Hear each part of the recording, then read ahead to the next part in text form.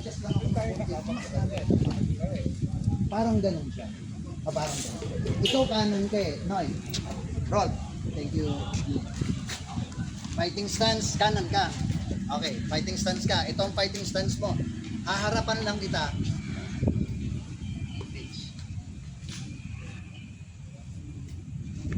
Okay. Lalapit akong konti ah.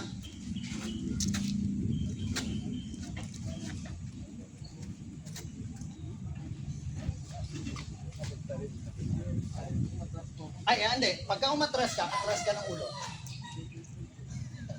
Abot ka pa rin.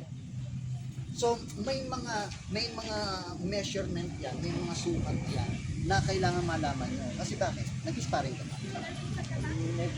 Okay. Gusto ko nga mag-try.